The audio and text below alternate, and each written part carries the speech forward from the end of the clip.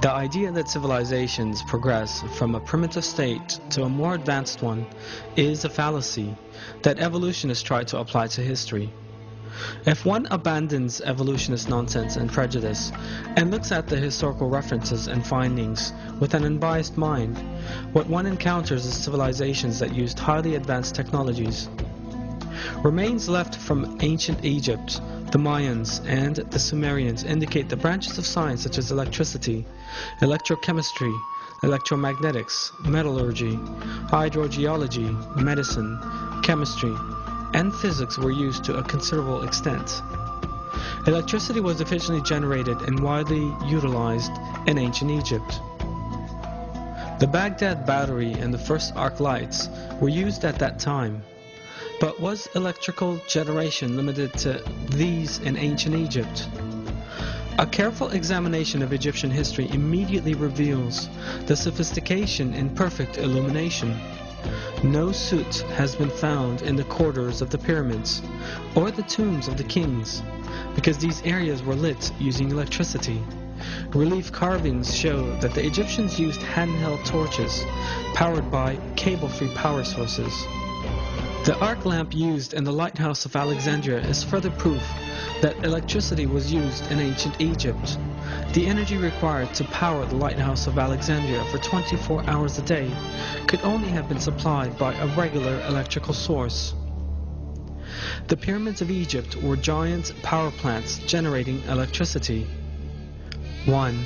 The outer casing of the Great Pyramid was covered with white tufa limestone, so tightly built that not even a razor blade could fit between the blocks.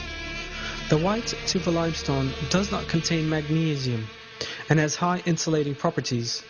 This insulation property prevented the electricity inside the pyramid from being released without control. 2.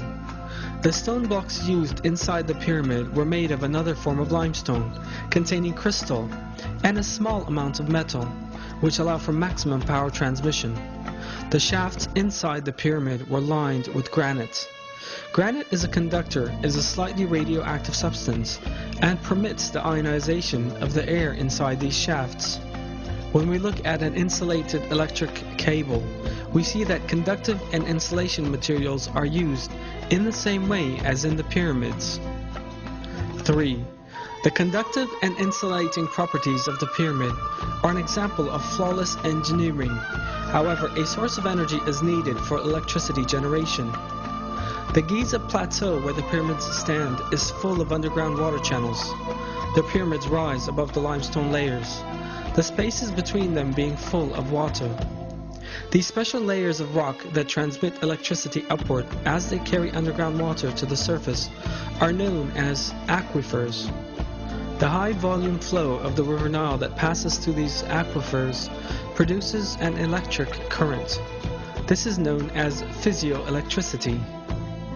The pyramids' underground chambers are granite conductors built within the rock charged with physioelectricity. This electric current is conducted directly to the upper part of the pyramid's granite, covered subterranean chambers. Granite is a very good conductor of electricity. The electromagnetic field that forms at the bottom of the pyramid is transmitted in concentrated form to the upper layers of the pyramid.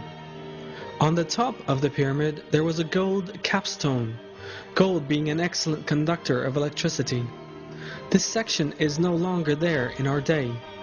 This means the top of the pyramid has lost its structure of flawless geometry. This gold capstone facilitated a conductive path for the transfer of negative ions to the ionosphere. This way, a current was generated. How does it serve to move the electromagnetic field on the ground through the help of an aquifer?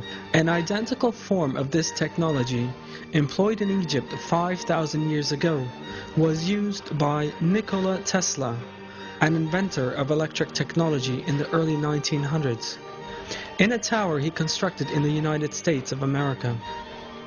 Tesla, the inventor of such fundamental electric technology as the alternating current, electric engine, radio, the laser, and radar, was successful in simultaneously transmitting sound and pictures between continents in the Wardenclyffe Tower he built between. 1901 and 1917. He used an external source of electricity for this, and even applied wireless power transmission technology. Tesla had also built his tower above an aquifer and discharged the negative ions from the aquifer to the tower. The electromagnetic technology used in Tesla's famous tower is identical to the electromagnetic field set up in the construction of the pyramids. Both systems generate negative ions and transmit them without the need for electric cables. So for what purpose did the Egyptians use electricity? Relief carvings clearly show that the Egyptians used handheld bulb-type lamps powered by a cable-free electric source. These bulbs are reminiscent of Nikola Tesla's descriptions to show that his alternating current was safe. At the 1893 Chicago World's Fair, Tesla transmitted alternating electric current through his body to light a bulb he held in his hand without using electric cables. This relief carving shows a wireless antenna. The Egyptians used the antenna and cable-free energy for wireless communication. And the relief on the left is a carved transmitter with the receiver on the left. This evidence indicates that the Egyptians used free wireless energy for communication purposes. This relief carving shows a yarn manufacturing facility. The yarn Egyptians used for their fabrics at that time were as fine as those manufactured by machinery today. The Egyptians also used electric power in their weaving plants. It was seen that many gold objects which have remained from ancient Egypt were in fact very finely gold-plated. Such perfect gold plating as in these pieces requires the use of electricity. The total electromagnetic measurement made around the Great Pyramid is identical to that made during a thunderstorm with lightning. There's a powerful electromagnetic field around the Great Pyramid.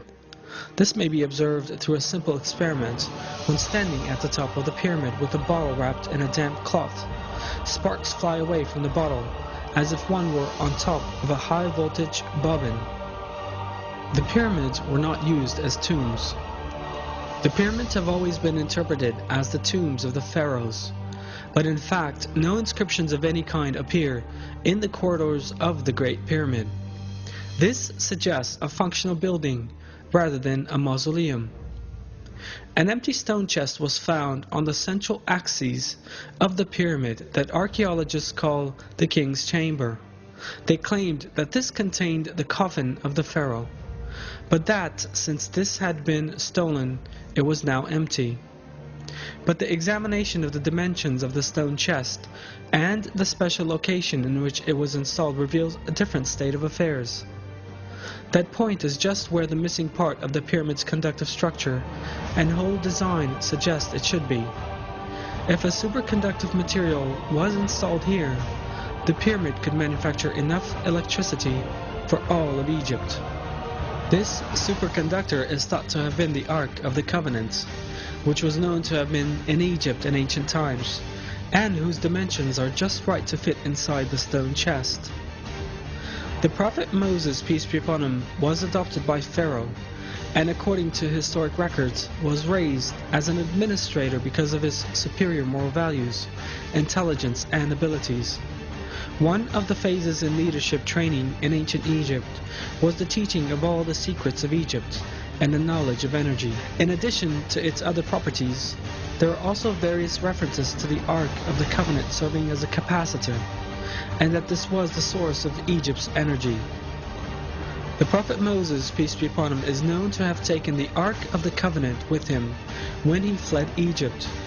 According to historic references, one of the reasons why Pharaoh chased the prophet Moses, peace be upon him, right up to the last moment, and strove to catch him at whatever price, was the Ark of the Covenant, because Pharaoh was aware that all the glory and magnificence of Egypt would be lost without electricity.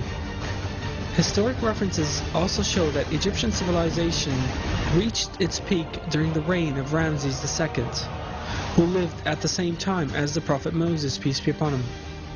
But those civilizations collapsed in less than 10 years after Ramses II, and Giza was even abandoned.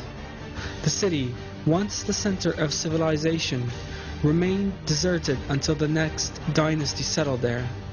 Were the Egyptians the only society to utilize wireless electrical technology? The relief carvings left by the Mayan and Assyrians also contain images of similar techniques to those implied in the pyramids. All this information once again goes to demonstrate that there were no primitive people and societies in the past, as evolutionists would have us believe.